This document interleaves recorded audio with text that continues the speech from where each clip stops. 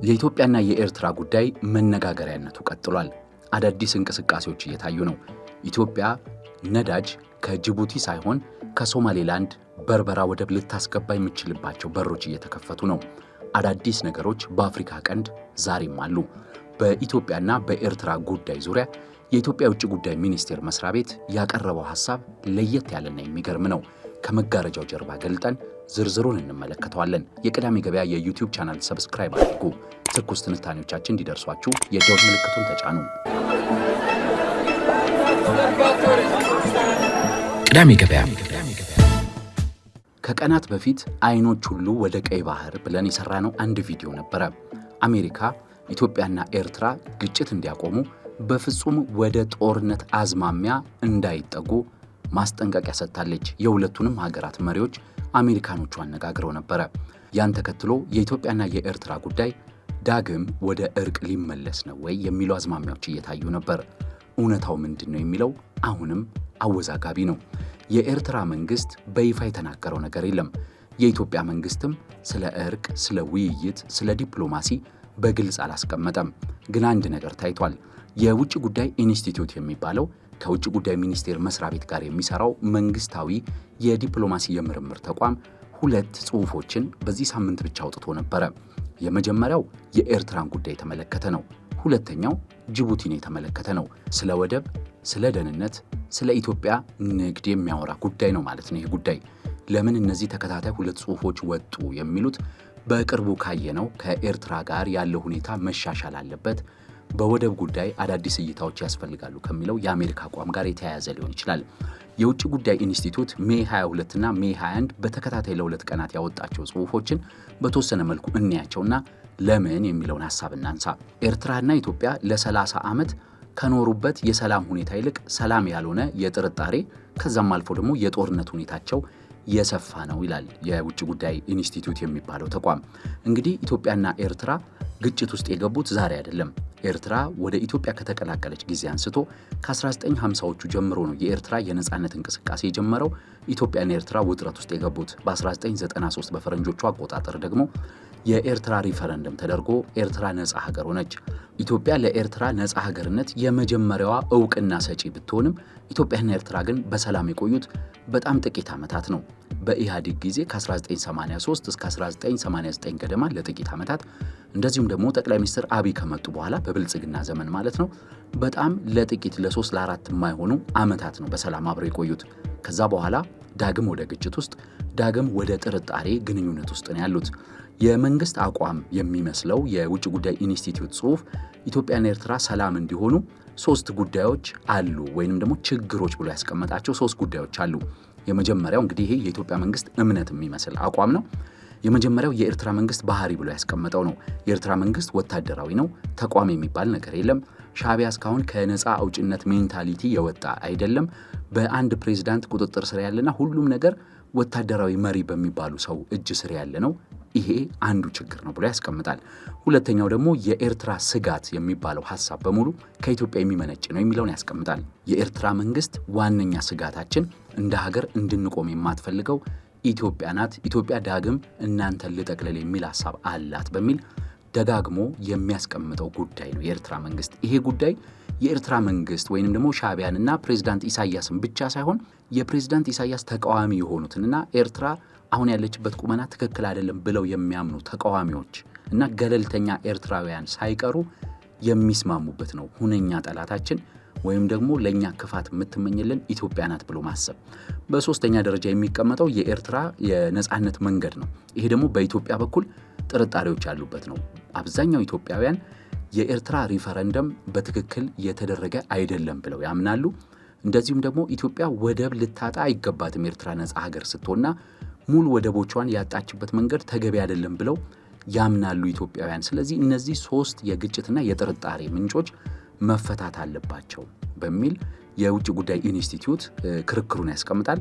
መፍትሄ ብሎ ያስቀመጠው ኤርትራ እንደ ሀገር መቆም አለባት ወይም ደግሞ የኤርትራ መንግስት የመንግስት ተቋማት፣ የመንግስታዊ እንቅስቃሴ፣ የተረጋጋ ወታደራዊ እንቅስቃሴ፣ ሁሉም ሰው ወደ ብሔራዊ ውትድርና የማይሄድበት፣ ትምህርት፣ መሰረተ ልማት፣ የኢኮኖሚ እንቅስቃሴ ያለበት መሆን አለበት ብሎ ሐሳቡን ያስቀምጣል። ከዛ በተጨማሪ ከኢትዮጵያ ጋር መስማማት መፍጠር አለባት። ከኢትዮጵያ ጋር ሰፊ ትስስር ስላላቸው የድንበር ግጭትን ማሻሻል፣ የጸጥታና የጋራ ትብብር መፍጠር፣ የድንበር አካባቢ የንግድና ኢኮኖሚ እንቅስቃሴዎች ማድረግ፣ በአንዳቸው ሀገር የሚኖሩ ዜጎችን በኢትዮጵያ የሚኖሩ ኤርትራውያንን በኤርትራ የሚኖሩ ኢትዮጵያውያንን ሁኔታዎችና የኑሮ ደረጃ ማሻሻል የሚሉትን ሲያስቀምጥ አንድ የውጭ ጉዳይ ኢንስቲትዩት ያስቀመጠው ኢትዮጵያና ኤርትራ መልካም ግንኙነት እንዲፈጥሩ በሚል ሎጂስቲክስና የአሰብ ተጠቃሚነት በሚል ነው። የወደብ ተጠቃሚነት አይደለም ያለው፣ የአሰብ ተጠቃሚነት ብሎ በግልጽ ነው ያስቀመጠው። ይህ ማለት እንግዲህ የአሰብን ወደብ ኢትዮጵያ ትጠቀም የሚል ሐሳብ ያዘለ ነው። ስለዚህ የወደብም ጥያቄ አብሮ የያዘ ነው እና ይህንን ስንመለከት በከፍተኛ ደረጃ ኢትዮጵያና ኤርትራ እንዲስማሙ፣ ኢትዮጵያና ኤርትራ እንዲወያዩ ግፊት ከአሜሪካና ከሌሎች ሀገራት ዘንድ መኖሩን የሚያረጋግጥ ነው። ሁለተኛው ጽሑፍ ጅቡቲን የተመለከተው ነው። ጅቡቲን የተመለከተውም ጽሑፍ እንደዚሁ የውጭ ጉዳይ ኢንስቲትዩት ያወጣው የጅቡቲ ኮሪደር ሰላማዊ መሆን አለበት፣ ጅቡቲ የኢትዮጵያ ዋነኛ ወደብ ነኝ በሚል ጫና ማሳረፍ የለባትም የሚሉ ምክር ሐሳቦች ያዘለና ኢትዮጵያና ጅቡቲ በጋራ አብረው ትልቅ ደረጃ መድረስ ይችላሉ የሚሉ ትንታኔዎችን የያዘ ጽሑፍ ነው። እንግዲህ ይህ የውጭ ጉዳይ ኢንስቲትዩት ወይም ደግሞ ከውጭ ጉዳይ ሚኒስቴር መስሪያ ቤት ጋር አፊሌት የሆነ ተቋም ያወጣው ጽሑፍ ኢትዮጵያ በወደብ ጉዳይ ላይ ከጅቡቲና ከኤርትራ ጋር ያሏትን አቋሞች ያስቀመጠ ነው።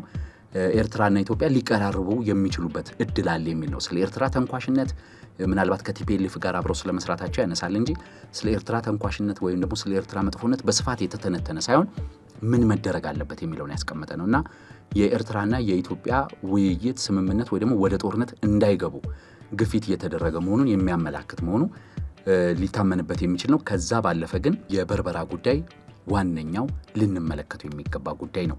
የበርበራ ወደብ እንደምናውቀው በዲፒ ወርልድ በሚባለው የዱባይ ፖርት አስተዳዳሪ ድርጅት እየተመራ ነው። ይሄ ዲፒ ወርልድ ዓለም ላይ አሉ ከሚባሉ ወደቦች መካከል አስተዳዳሪ ሆነ ነው። የዱባይ፣ የጀበል አሊ እና የሻርጃ እነዚህን የመሳሰሉ ወደቦች የሚያስተዳድር ኩባንያ ነው ይሄ ዲፒ ወርልድ። የጅቡቲን ወደብም አሁን ያለበት ቁመና ላይ ያደረሰው ቻይናዎች ከመረከቡ በፊት ዲፒ ወርልድ እንደሆነ ይታወቃል። ዲፒ ወርልድ በሶማሌላንድ ከመጣ በኋላ በርካታ ስራዎችን የሰራው 2 ሚሊዮን ኮንቴነሮችን በአመት የሚያስተናግድ ወደብ አድርጎታል የበርበራ ወደብን።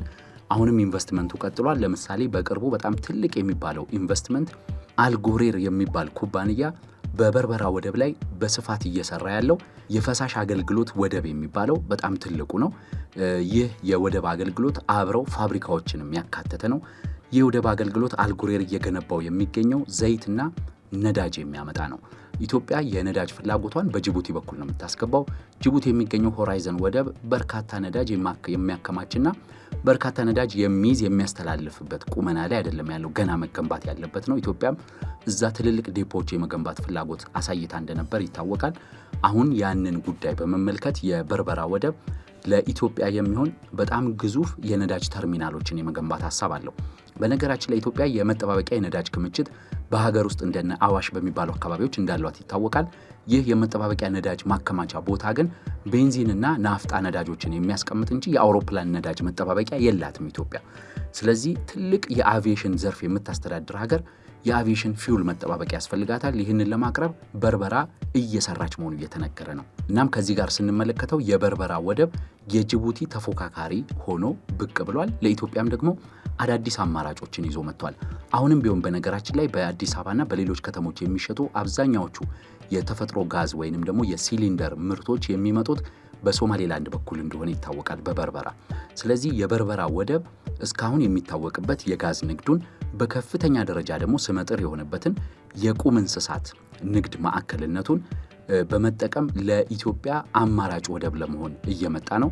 ሶማሌላንድ ይህ ወደብ ብቻውን እስከ 1 ሚሊዮን የሥራ ዕድል ይፈጥርልኛል ብላ ስላስቀመጠች፣ አብሮት ደግሞ ስፔሻል ኢኮኖሚክ ዞን ስላለው ፋብሪካዎችንም ግዙፍ መጋዘን እንደዚሁም ደግሞ የሎጂስቲክስ ማዕከል ያለው በመሆኑ የበርበራ ወደብ እየለማ መምጣት ለኢትዮጵያ ትልቅ ዕድል ነው ተብሎ እየተቀመጠ ነው።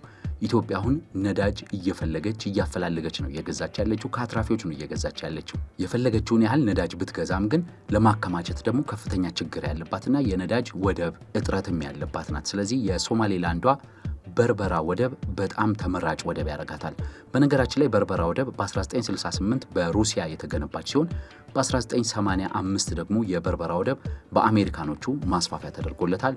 እነሆ አሁን ላይ የበርበራ ወደብ በዲፒ ወርልድ በግዙፍ ቁመና እየተገነባ የሚገኝ ወደብ ነው። ኢትዮጵያ አማራጯን ለማስፋት እየሰራች ነው። ከዛ ጎን ለጎን ደግሞ ወደብ ማግኘት አለብን አሰብንም ቢሆን የሚሉ አይነት ሐሳቦችም እየቀረቡ ነው። ኢትዮጵያና ኤርትራ ጦርነት ውስጥ እንዳይገቡ የሚደረገው ግፊት እንዳለ ሆኖ ኢትዮጵያ አማራጭ ወደቦቿን ማስፋቷ ለቢዝነስና ለኢኮኖሚ እንቅስቃሴው ሰፊ በር የሚከፍት ነው። ያደመጣችሁት የቅዳሜ ገበያ ዩቲዩብ ቻናል ነው። ቻናላችንን ሰብስክራይብ አድርጉ። ትኩስ ትንታኔዎች እንዲደርሷችሁ የደወል ምልክቱን ተጫኑ። ቅዳሜ ገበያ